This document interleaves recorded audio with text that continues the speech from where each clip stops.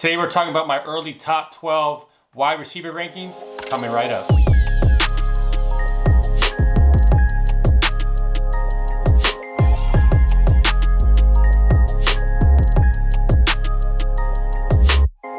Welcome to the Gridiron Fantasy Football Podcast, and thank you for joining me today. Today is June 18th, 2020. My name is Chip, and I'm your host. And if you're a new listener, you can find us on Apple Podcasts, Spotify, and Stitcher.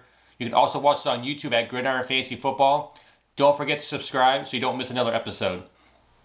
Now, there's been some news going on in the last few weeks. I know this is kind of later on in the week that I'm posting this, but I want to kind of go over some of the news that's kind of broken out in the last week or so. One of the biggest news out there was Dalvin Cook. Dalvin Cook apparently is unhappy with his current contract situation. It looks like he's decided to probably do a potential holdout. He's looking for, more money, obviously. I mean, he's outplayed his contract. He deserves a new contract. Based on how the running backs were paid this past offseason, I mean, I find it very hard for him to try to get what he's asking for. But it looks like he wants an extension. He's happy to play for, $13 to $15 million per year. I think he's a guy that is well deserving of that. The problem is he's missed like almost 19 games in his career, so I don't know how confident you feel in him, as your running back and having him for all 16 games and plus playoffs and all that for the season. So it's another running back that's a possible holdout for this year. There was some talks about Joe Mixon wanting a contract extension and a possible holdout. So really something to look after when it comes to your drafts and what the statuses are for these players, because it will suck if you draft Dalvin Cook or you draft someone like Joe Mixon and they're not there to be on your team. I mean, we don't want another Le'Veon Bell situation where a player sits out for a whole year and you invest so much draft stock in somebody. So just really pay attention and just kind of play it by ear to kind of see how that goes. And also, lastly, Kyle Shanahan, he signed a new 6-year contract and he's now signed through 2025. I think it was inevitable he was going to get signed to an extension. I mean, he's done phenomenal work for them since he's been the coach. He just has a track record of doing, great things in the offenses that he's run as an offensive coordinator, and now with the head coach, position with the 49ers. I think there's a big possibility that he's going to win a Super Bowl with that team in the next few seasons. So I think it was a great contract extension. It was inevitable. Now, hopefully, they'll bring that another Super Bowl to San Francisco. So those are the main news talking points I wanted to just, cover, just so everyone is kind of aware of what's going on. Today, we're talking about my early top 12 wide receiver rankings for 2020. I've been doing this series for the last, couple weeks with the quarterbacks and the running backs. Now today is going to be receivers. And now I'm going to be doing tight ends in my next podcast. But today, let's jump right into it, to the top 12 that I have on my list. And really starting out with number 12, I have DJ Moore. DJ Moore for me is a guy that kind of silently broke out last year. He was a guy that, you weren't sure if you want to play him or not. He was kind of one of those guys where he didn't really blow up every single game. But he did finish as a wide receiver 16 last year in PPR format. So, he had 87 receptions with 135 targets for 1,175 yards and 4 touchdowns. Now, DJ Moore is the clear number one receiver for the Panthers. He had 23% of the target share last year, which was 6% more than Curtis Samuel, which was the number 2 target share there in Carolina. So, it's clear he's the number one. I can see him having a really good season with the addition of Teddy Bridgewater. I personally would like to see him get more red zone targets and more goal line targets, and for his touchdowns to be doubled. So if he is able to catch 8 touchdowns rather than 4, then you're talking about he's a fringe wide receiver one last year. So I think he has a lot of potential. He's good after the catch. He can create separation. So he's a guy that I can see in that new offense with that new head coach, with Teddy Bridgewater as his quarterback. I mean, that's something that's going to be helpful for him, obviously, going forward when it comes to his fantasy values. So, like I said, if he can double his touchdowns to 8 touchdowns with the 87 to 90 receptions plus the 1,200 yards in the season, I think you're talking about a guy that he's going to be a wide receiver one, this whole season. So some guy you find value to later on in the draft because everyone's going to be going after the Michael Thomas, the DeAndre Hopkins, and those type of players. But if you really want to try to find a balanced team and try to go after maybe more workhorse running backs, I mean, DJ Moore's a good player that's going to be there, especially in like auction leagues where you can probably get him pretty cheap, and you could get him really late in your, not really late, but probably mid rounds when it comes to your snake drafts and all that stuff, based on how your draft even falls. But I can see DJ Moore at least being that wide receiver one. Now the next guy, my wide receiver 11, is OBJ. Odell Beckham Jr. is by far an elite talent. I love OBJ. He's a really tough guy to have on fantasy because he doesn't finish the seasons mostly with a lot of injuries that takes place. But last year he ended with being the wide receiver, 25. Now he had 74 receptions on 133 targets. He had just over 1,000 yards with 1,035, and he had 4 touchdowns. Now the thing with OBJ, he had 25% of the target share last year, and he was the clear front runner for air yards. So a lot of people want to look at targets and everything, but if you really look at air yards and how much they're actually throwing to him, I mean, OBJ is still that guy. He wasn't efficient. He just didn't convert some of the things that the targets he got and all that stuff. And I think obviously, with him being an elite talent, I think last year was a complete anomaly for OBJ. We usually don't see OBJ have that type of season fantasy-wise. But yes, you might feel a little salty to the fact that having OBJ last year really got burned by him. I have him in dynasty leagues. I actually traded for him early in the season last year in my main league, and I actually traded him away because I didn't see the things I was hoping for in that Cleveland Browns offense. So you have to remember though, he was dealing with a sports hernia all season. So I do think that because that was going on, I think that's kind of the anomaly of him, and just kind of throw that bad season out to the side, because sports hernias are a serious thing to deal with, especially as a wide receiver, someone who has to do a lot of, juking, cutting, tackling, all that, and getting tackled and all that. I think it's really something you really have to look, at and say, you know what, I still trust OBJ. OBJ has always been an elite talent in fantasy, and this is just the one season. It didn't click for him just because of the injury, the new offense, and the inconsistencies in the offense. But I really do think this year he gets really back on track. I'm fully confident he will. I think that his elite fantasy stats will come back.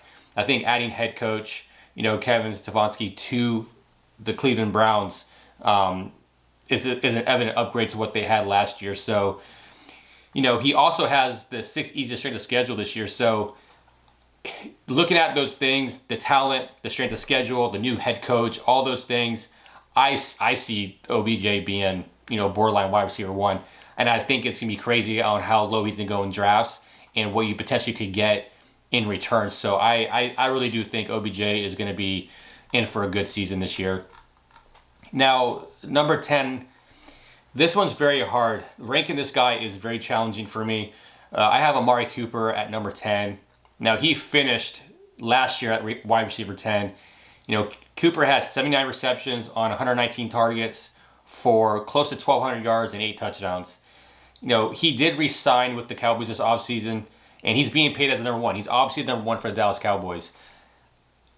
Now, it's going to be interesting how people look at him at the draft, based on his value, because if you look at Amari Cooper's numbers last year, you look at Michael Gallup, I mean, they're pretty close in fantasy production.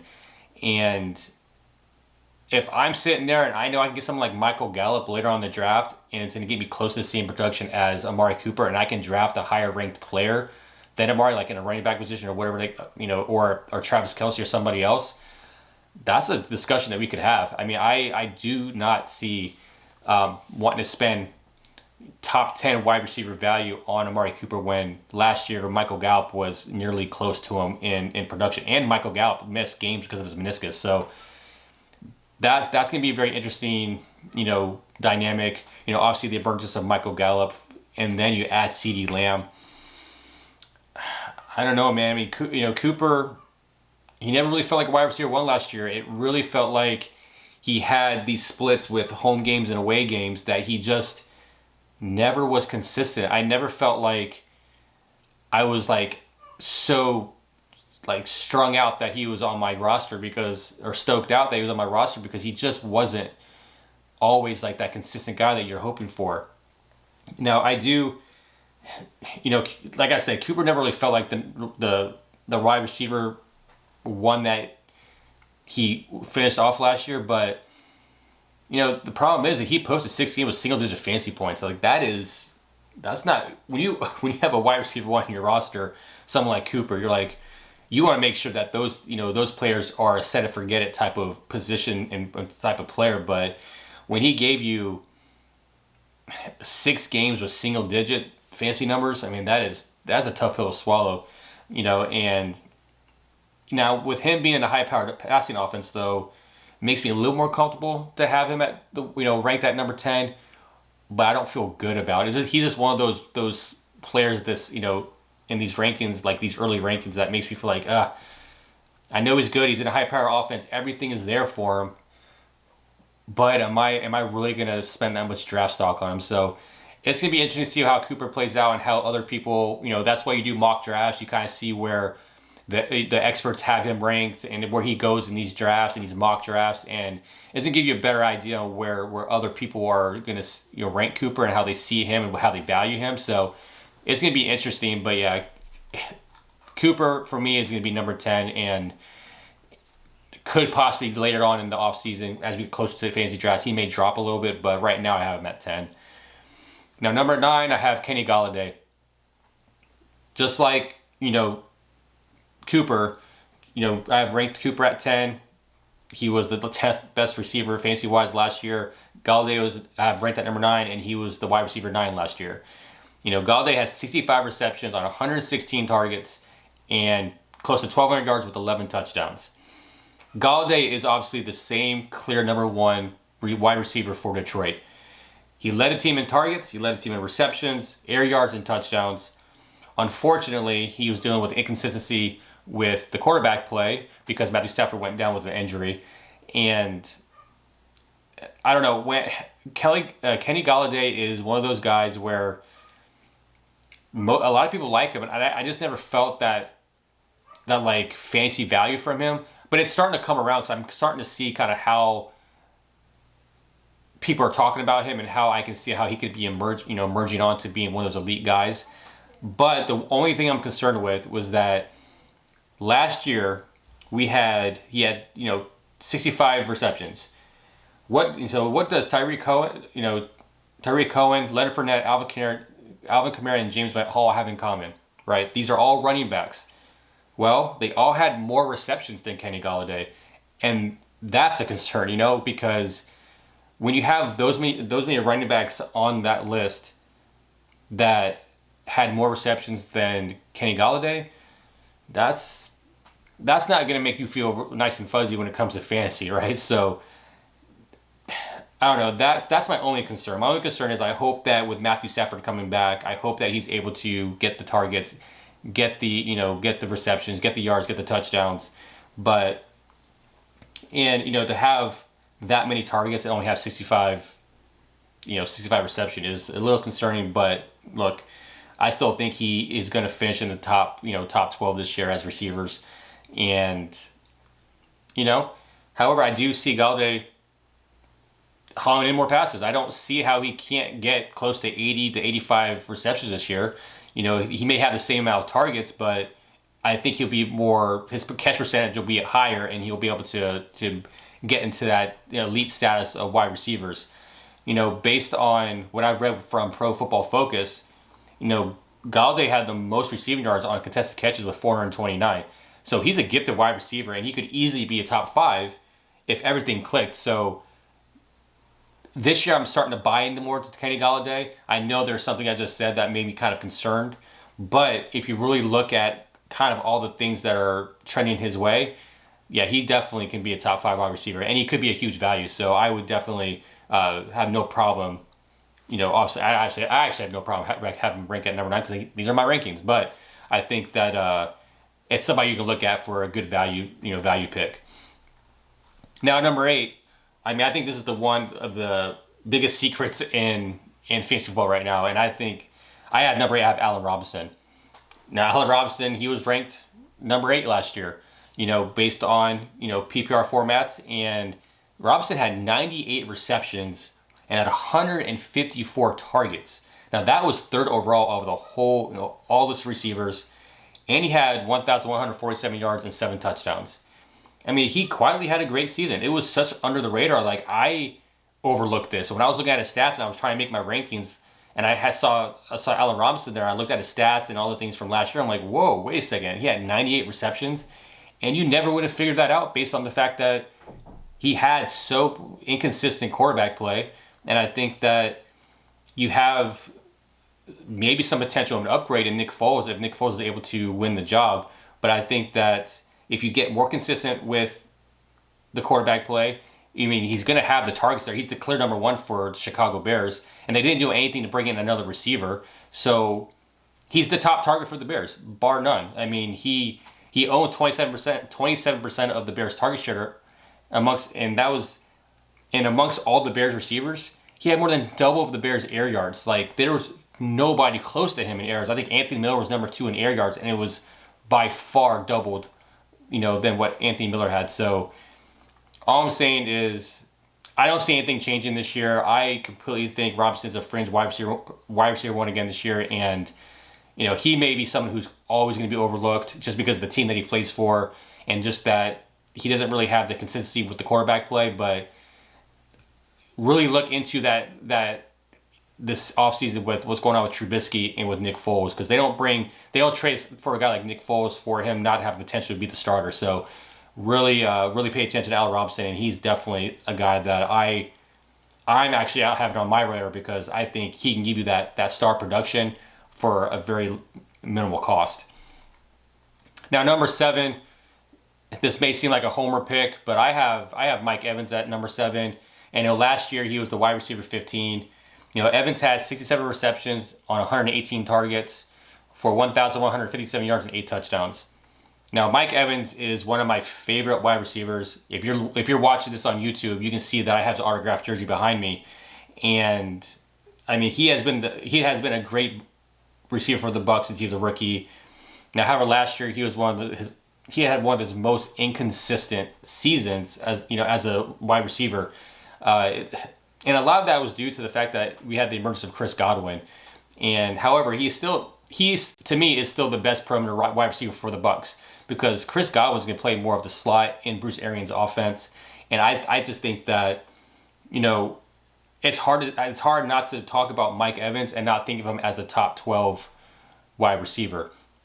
He's also he's been a top 10 receiver the last 4 out of the last 6 years. So it's consistent, and he would have had another top 10 finish last year if he didn't injure his hamstring. He missed 3 games, and we have to remember that he also had a game where he scored 0 fantasy points. So if you take out the 0 points and you add 3 more games to his stats, he is clearly a wide receiver 1. But it's one of those things where we have Tom Brady as the new quarterback for the Bucs. Then you have the addition of Gronk, which makes a little concern for targets. But I still think Evans has a more consistent season this year and ends the year as a low wide receiver 1. Because I still think that Mike Evans is a mismatch with the deep ball. He's still a mismatch at the red zone, or in the red zone at the goal line. So I can see him still having a productive year. It's just a little concerning based on the fact that he doesn't have that gunslinger, quarterback in Jameis Winston, where Jameis Winston is going to throw up just a prayer and hopefully Mike Evans comes down with it. So it'll be interesting to see what Mike Evans does this year, but I definitely have no problem still taking him, early on in drafts, based on the fact that I think in that offense, in the Bucs offense, you're going to see production out of Mike Evans and all the other pieces. Which leads me to this. I have at number 6, I have Chris Godwin. Chris Godwin broke out last year. He ended the season as a wide receiver 2. Godwin had 86 receptions on 121 targets for over 1,300 yards, and he had 9 touchdowns. Like I said, Godwin broke out in Arians' offense last year. He is dangerous in the slot and he's able to create mismatches. I do think the addition of Brady is going to keep Godwin as the wide receiver 1 all year long because Brady loves targeting his slot receivers. I mean, Julian Edelman, Wes Welker, the list goes on players that are productive playing with Tom Brady who play in the slot. And that's what Chris Godwin is, in the Bruce Arians offense. So just like Mike Evans last year, but Chris Godwin did miss 2 games last year due to a hamstring. And honestly, I have no issues with having Godwin as my wide receiver 1 this year. Just like Mike Evans, I think I'm more comfortable obviously having Godwin than Evans just based on the position and Godwin being more in the slot. But it's an interesting fact too is what Pro Football Focus had put out there is that Mike Evans and Chris Godwin earned top 10 grades in yards per route. So they're obviously efficient on their route running. They're getting the targets, they're getting the touchdowns and all that. So I really do see Chris Godwin being another wide receiver 1 this year, and he may not be the wide receiver 2. He may not finish there, but I still think that he will be a player that gets overdrafted, I think, because of last year. But I have no problem having him as my number 1 receiver on my fantasy roster. So please, it's not me being a homer. I am a Bucs fan, but I do really believe that Chris Godwin is that type of player again. So now number 5, I have DeAndre Hopkins. Last year, DeAndre Hopkins was the wide receiver 5, and Hopkins had 104 receptions on 150 targets for 1,165 yards and 7 touchdowns. Now, Hopkins was traded away from Houston to Arizona for a Kleenex and a box of cereal. It was by far one of the most lopsided trades we saw in this offseason. And I personally don't understand how this took place and how Bill O'Brien was just able to say, you know what? Here's just take DeAndre Hopkins away from us and give me nothing in return. It was very interesting to say the least, but he's obviously going to be Kyler Murray's top target. I know there's some concerns with Larry Fitzgerald, Christian Kirk, some of the other guys in Arizona, but there's no way that DeAndre Hopkins is not getting his targets.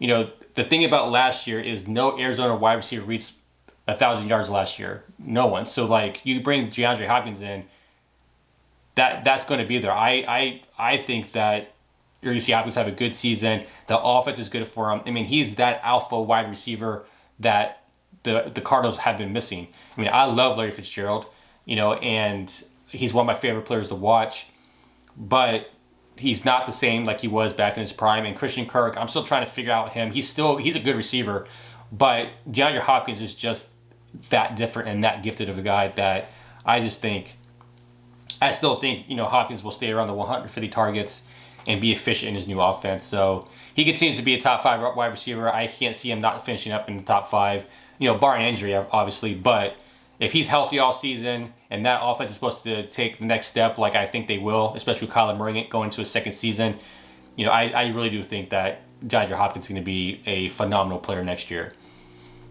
Now, number 4, I have Julio Jones. Last year, Julio Jones ended up being the wide receiver 3. Jones had 99 receptions on 157 targets, was a second overall. He had close to 1,400 yards and 8 touchdowns. Now, he led the targets in Atlanta. He had all, most of the target shares. Obviously, he led in target shares. He continues to be the number 1 wide receiver in the Falcons' high-power passing offense. Now, he continues to be one of the safest fantasy wide receivers that we have this year. We all know that we wish that Julio Jones was getting more red zone targets. That's been one of the most frustrating things being a Julio Jones owner, is that for some reason they just don't use him down in the red zone. And it's really frustrating when you see a guy that's such a monster wide receiver just not be able to use his physical ability to be able to make those mismatches and get those 50-50 balls in the red zone. So I also do think, though, I personally think, and I think it's going throughout all the consensus of fantasy football analysts out there, is that we're assuming that Calvin really is going to have a breakout season this year. And that's obviously going to take away from Julio Jones. We don't know to how much or what degree that's going to be, but I can see Calvin really being this year's Chris Godwin. I do think that just like the Bucs offense having fantasy production from Mike Evans and from Chris Godwin, I can see the same thing happen with Julio Jones and Calvin Ridley. I think you can see both of them being top 10 wide receivers this year. It's not out of the question. It seems like a hot take, but it's pretty, I wouldn't say guaranteed, but it's definitely there where you can see that being the case. But the thing about Julio Jones is the craziest thing is, like, I know Julio Jones is a good receiver. He is a beast, like, fun to watch, everything. But I have never drafted him. He's been in the league for so long, and I've never owned him on any fantasy roster. And I just don't know why. He's one of those guys I know is really good, but I never, when I see his name, I always draft someone else. I just never had that reason to draft him. I just don't know what it is. But who knows? That could change this year. But I think that, like I said, Julio Jones, it continues to be an elite fantasy wide receiver until otherwise.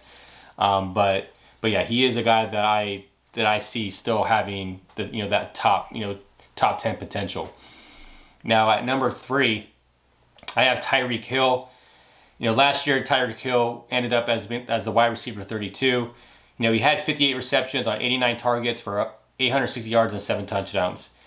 Tyreek Hill is a freak. He is one of the fastest dudes in the league. He is, like, I watch his workouts, based on things that he gets posted on Instagram and on the other social media platforms, and it's just, the dude is, I can't even comprehend how he's so just physically gifted, and being only 5'10", and the speed that he has, and just, it is crazy to me. We all know that Tyreek Hill is, without a doubt, he's a threat at any time. He's a threat at any point of the game. Obviously, he can score at any moment on any route. Like, the dude is so gifted and special. But the only problem with Tyreek Hill, he continues to be inconsistent at times, right? So, taking away that he missed 4 games due to his injury, in the last 2 years, he has kind of put up some duds in the fantasy playoffs. Like, he is good throughout the season, but for some reason, the last 2 seasons, like, I owned him this year I had him in my fantasy championship game, and my opponent in my championship game last year had Tyreek Hill, and he gave you nothing for fantasy points. And when you have a guy like that who can score on any part of the field at any moment, you expect, consistent production from him, especially when you get to the fantasy playoffs and especially the fantasy championship. So, to me, Tyreek Hill, he, regardless of some of the inconsistencies, look, Kelsey is going to get the most targets on that roster, and Tyreek Hill's going to be number 2. And I have no doubt if he has an injury-free season, and he obviously has the best quarterback throwing the ball, that Hill's a lock to be a wide receiver 1. That's no question. But I just hope I see more games from him that I can look at my roster and look at the points that I score and be like, okay, Tyreek Hill gave me that consistent game and does that throughout the season, because you hate to see receivers have duds like 0 points or 5 points or whatever, and then you have games where he has 30, 40 points. Like, what his ceiling is, but unfortunately there's going to be games where his floor is so low. You're like, man, this is Tyreek Hill. He's a really gifted receiver. He should be able to get, especially in PPR leagues, receptions, and all that stuff, and maybe 1 deep pass, maybe 1 long touchdown. So it's there. The potential's there. It's just, I tend to kind of get a little weary of the inconsistency, but overall, I think I have no problem having him at my number 3 wide receiver. Number 2, I have Devante Adams. Devante Adams he finished as the wide receiver 22 last season. Now, Adams had 83 receptions on 127 targets for almost 1,000 yards and 5 touchdowns. Now, Adams did miss 4 games due to injury, but he is Aaron Rodgers' number 1 target. They didn't draft anybody, so what are you going to do? The guy is the number 1 target, for that offense. He's going to get all the target shares obviously. And then, the thing is that with Devante Adams, even though he has an injury history, he continues to post top 10 fantasy numbers when healthy. So he's a guy that you can rely on when he's playing, but unfortunately, he does miss games. He is consistent and really gives you those bust games. I definitely can see Adams catching close to 100 balls for close to 1,200 yards, and we can be talking about Devante Adams being the finishing as a wide receiver 2 or wide receiver 1 this year. That's the potential and that's the ceiling that he has, but can he stay healthy? So for me, Devante Adams is my number 2 receiver. Now, it's pretty evident who's going to be my number 1 receiver, right? Michael Thomas is my number 1 receiver. He obviously finished last year as the wide receiver 1. Thomas had 149 receptions on 185 targets for over 1,700 yards and 9 touchdowns. Yeah, he's good. How can I really put that any other way? He's a beast. Now, he had a historic season last season, so that's something that we all have to look at too. And the good thing about Michael Thomas is that even when Drew Brees going out with his thumb injury, you didn't really see that loss in production when Teddy Bridgewater took over for those games. So that's what you want to see when it comes to fantasy wide receivers, that regardless of the quarterback situation, does it affect his fantasy value? And last year for Michael Thomas, it didn't.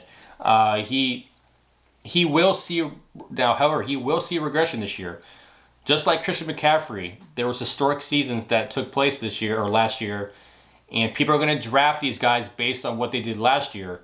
And even if Michael Thomas did regress a little bit this year,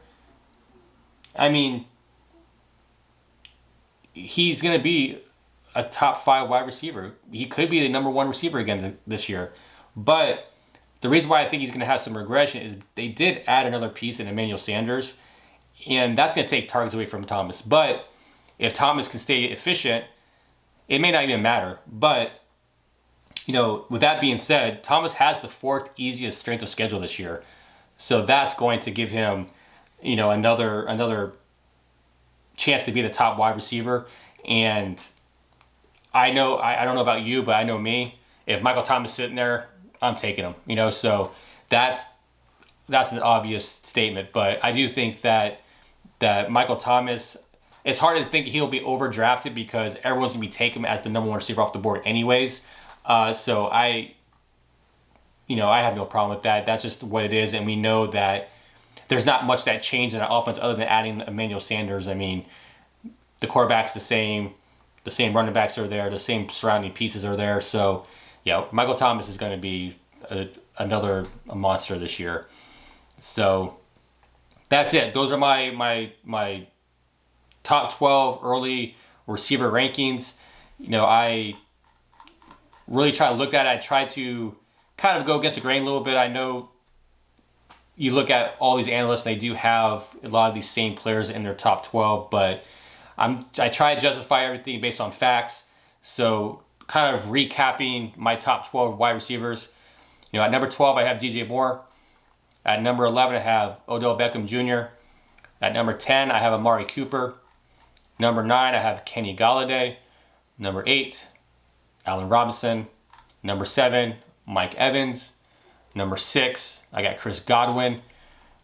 Number 5, DeAndre Hopkins. Number 4, Julio Jones. Number 3, Tyreek Hill. Number 2, Devante Adams. And number 1, Michael Thomas. So thank you for listening to today's episode. Let me know if you found any value from this episode. Please leave a comment. I really value when people leave comments so I can kind of hear what you guys are saying and just bring me feedback to what you guys think of my rankings and why you may have someone else ranked somewhere else. But, on the next episode, I'll be discussing my early top 12 tight end rankings for 2020. So please don't forget to hit subscribe so you don't miss another episode. If you want to find us on social media, you can find us on Facebook and Twitter at The Gridiron Pod and on Instagram at The Gridiron Fantasy Football. That's it for today. Have a great day, and we'll see you all in the next episode. Take care.